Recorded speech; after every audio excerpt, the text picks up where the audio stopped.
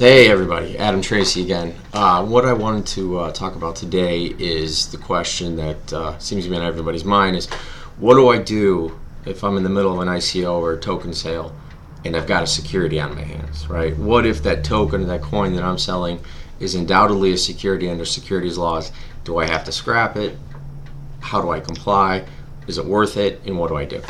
So the main issue with any private sale of securities, right, whether it's stock, preferred stock, debt, whatever, is that the security either needs to be registered or it needs an exemption from registration. And registration is a long, drawn-out process in which you submit a prospectus to the SEC. They review it, they kick it back for comments, they review it, so on and so forth. Look at the failed Winklevoss Bitcoin trust, right? They went through the registration process. Ultimately, it was denied. Okay, and that was more because of the nature of Bitcoin. But that's the process, and that's the process that companies typically take when they're going through an IPO. So it's difficult. It requires audited financials. It's expensive, and it's time-consuming. So in the alternative of a registration, right, a formal action, going through the SEC, is you have exemptions from registration. And the most common one, and the one that anybody who's considering a token sale or an ICO and thinks that they may have some securities laws issues, this is the exemption you're going to use. And the exemption is Regulation D. And there's 3.5 tiers to Regulation D. And these are exemptions where you can sell restricted tokens or restricted stock, whatever the case may be. You have 504. 504 says you can raise up to $1 million in any 12-month period, and you can sell to whomever you want. Okay, accredited, non-accredited, doesn't make a difference. 505 ups the ante, right? You can do up to $5 million.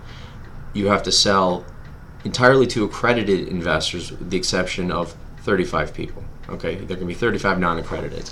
And when you're talking about accredited investor, the definition is numerically based, right? And there's a lot of definitions to it. There's a lot of ways you can qualify as an accredited investor.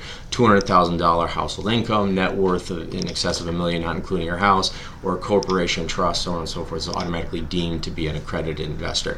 In my experience, being on the security side and the commodity side, the definition of accredited investor is relatively outdated, right? So especially when you think about places, high-income places, high land value places like New York City or Los Angeles, it's actually quite easy to find accredited investors because it doesn't necessarily equate with being a wealthy individual anymore. So something to consider. Moving on, you've got Rule 506, which is 2 tiers.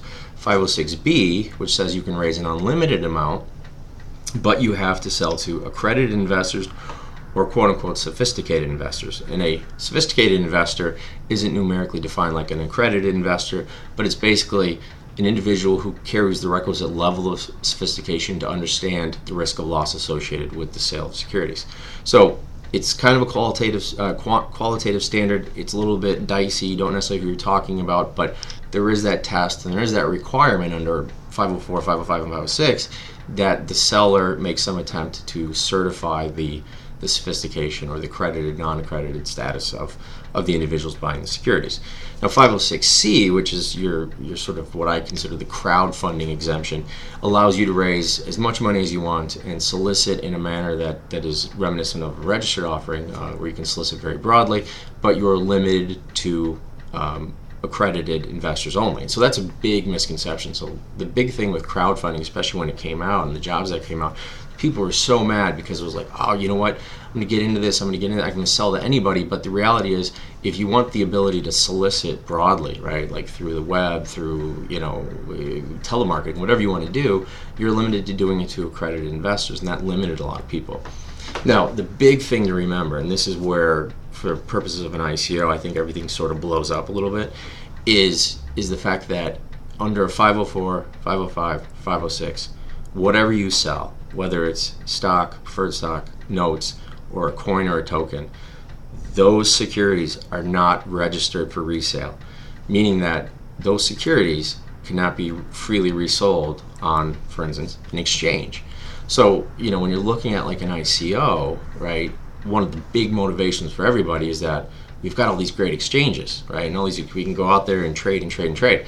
But the reality is, technically, you can't. Right? And now with the Dow token decision, really what I found to be important was the fact that the SEC specifically called out some of these exchanges, that these domestic exchanges, Kraken, Coinbase, so on and so forth, that they're not registered as licensed securities exchanges with the SEC. So they actually bear some sort of liability if they allow trading in your security, or if your token or coin is deemed a security. So I see in the future that some of these exchanges, if they're smart, they won't allow you to list tokens or securities which arguably are securities. The offshore exchanges, which there's some degree of risk, they can take them all day because it's an offshore transaction. But the domestic ones, they have to be careful.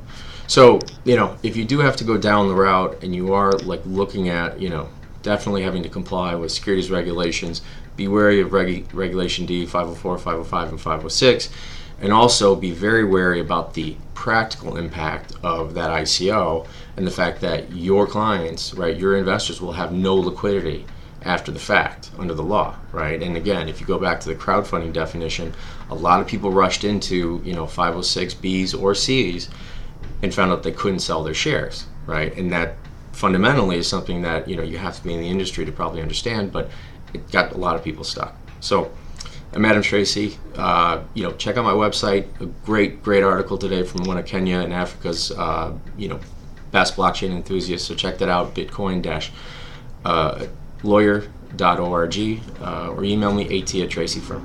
Talk to you later.